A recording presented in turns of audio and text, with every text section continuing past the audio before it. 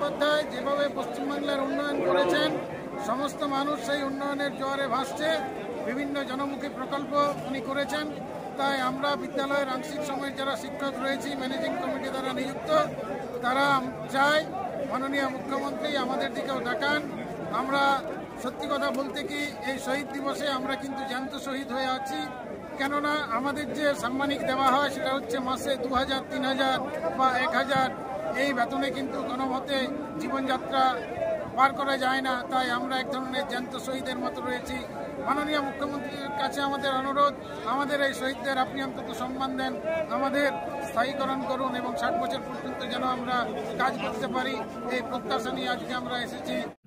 নমস্কার, এটু চর্চায় সকলকে স্বাগত। আপনারা এতক্ষণ শুনছিলেন West Bengal part time teachers welfare অ্যাসোসিয়েশনের রাজ্য সভাপতি মাননীয় সমীর দেওঘরিয়ার বক্তব্য। তারা শহীদ দিবসে 21শে জুলাই ধর্মতলার উদ্দেশ্যে যাচ্ছেন এবং তারই একটি খণ্ডচিত্র আপনারা দেখলেন এবং সমীর বাবুর বক্তব্য শুনলেন।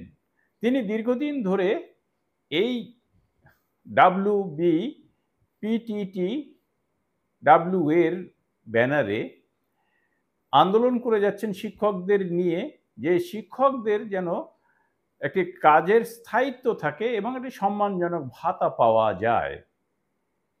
কিন্তু দেখা যাচ্ছে যে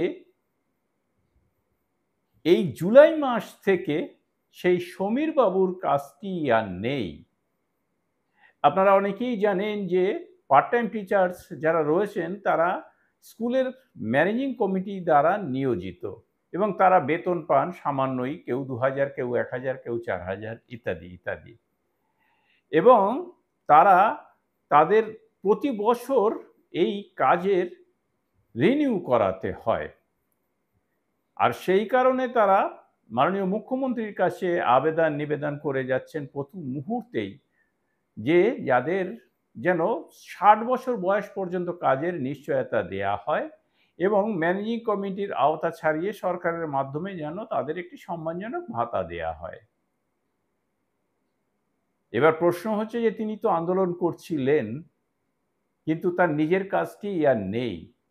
তিনি 2007 থেকে কিন্তু কাজ করছিলেন এবং 2025-এর এই জুলাই মাসে এসে তাকে আর কাজে রাখা হবে না বলেই স্কুলের তরফ থেকে চিঠি দিয়ে জানিয়ে দেওয়া হয়েছে।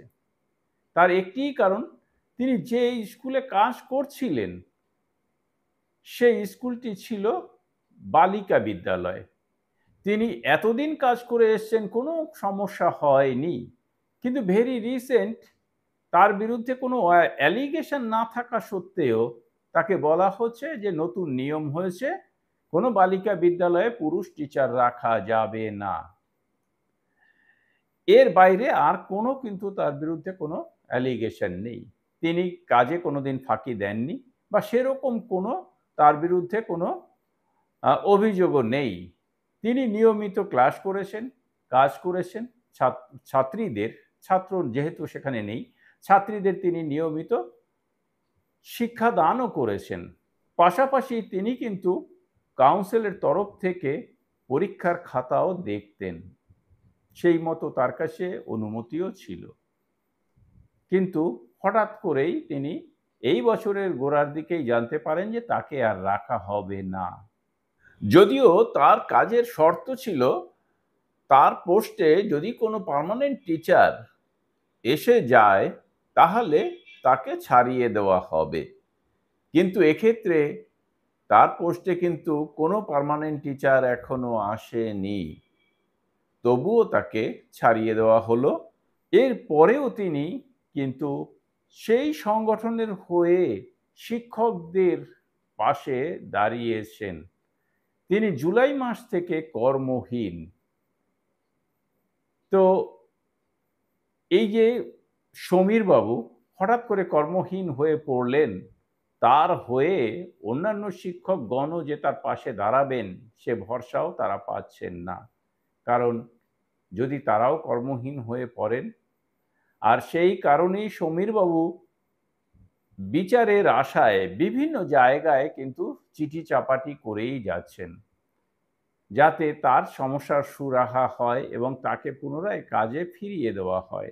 তো প্রশ্নটা হচ্ছে যে তিনি কেন ওই ২,০০০ টাকার চাকরির জন্য এতটা উদ্গ্রীব হয়ে পড়েছেন বা ভেঙে পড়েছেন তিনি চাকরির জন্য বা চাকরি চলে যাওয়ার জন্য? তার একটিই কারণ, তিনি স্কুল থেকে হয়তো সামান্য টাকাই পেতেন। পাশাপাশি তিনি হয়তো ছাত্রছাত্রীদের টিউশন দিয়েও কিছু টাকা রোজগার করতে পারতেন, যেটি তার কাছে একটি সম্মানজনক পেশা হিসেবে বিবেচিত হতো। সেই কারণেই তিনি কিন্তু একটু উদ্বিগ্ন হয়ে পড়েছেন। আমি আশা করব যে সমীর বাবুর মতো আর কারোর চাকরি যাবে না এবং সমীর বাবুও চাকরিটি ফেরত পাবেন। যে সামান্য টাকায় তিনি কাজ করে চলেছেন সেটিও যদি চলে যায়, তাহলে তার মতো দুস্থ একজন লোকের কি ভবিষ্যৎ হয় সেটি কিন্তু আমরা সকলেই কল্পনা করতে পারি। সকলকে ধন্যবাদ জানিয়ে শেষ করছি। ভালো থাকবেন, সুস্থ থাকবেন।